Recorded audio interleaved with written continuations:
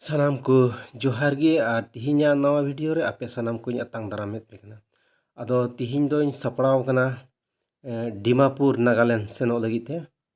Karon ingren iruiling kuri mane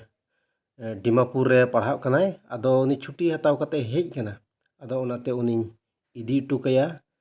ar onde mahasoy ko tui gapal maraw kate onde inying bagi utuya. Ado orak khon do in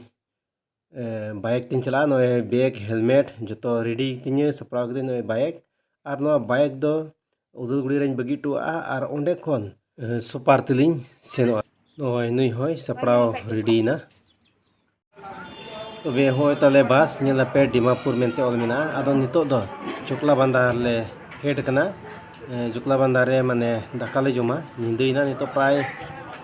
11टा 11:30 समय हुई कना तो Benito दो Dimapur le perna super pun tahal to bole pula sawa anto तो Benito नोय तोर ले देना एकदम नोतेन कुमा डी उड़ी को अतकी रका नोय मोइते बई कैमरा पड़ा कना डी देमरी अतकी बाप रे बाप नो ऑटो तगी सेनो कना ले ओकार दो पढ़ा कान ओका दो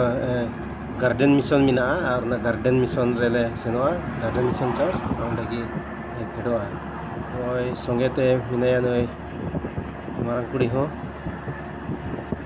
नोय आले पे होर दे कना ऑटो रे आले अदो होय बुन नेलदा डिमापुर रे डहार डिमापुर तो सुभीमा नेसनो कना 5 माइल सुभीमा और ओंतेना डहार दो हो नका ओय नेल दाड़िया कना पे बेढ़ाइते माने वाल गी तहना आले दो कार ले फिटोआ मोले 5 माइल्स का दो सुभीमा ताकन और ओना गार्डन मिशन चर्च रे आले दिले बोलोआ तो बेनितो दा मिशन कंपाउंड ले किए किदा तो kon le perna mission compound दिया बो ऑटो खन फेड करते नय आले द मिशन कंपाउंड ते बोलोइना सेन दिले भितरी से दिला नेल भेद रगी तहन तहन नवा मिशन कंपाउंड से मिशन चेक का मिना तो नवा दो क्लास हुई कना गिरजे हो हुई कना नवा जोड़ा रगी दिला नेल चुबना नोय बु नेले का नवा दो हॉस्टल कना नवा हॉस्टल रगी को तहन कना और नोंडे दुड़ु बड़ा लगी अडी मौज को बिनाव कदा नोले हो धीरी रिया कना नोंडे दो पासे को खिलड बड़ा कना है खिलडो कना को नोंडे दो तो ओय अडी मौज जगह कान गया बुरु जगह उनका और नोंडेगी गपाल मराव कते मासोय कुतबी गपाल मराव कते इन दो आर होले रुड़ा से बार हर दोलिन रुड़ा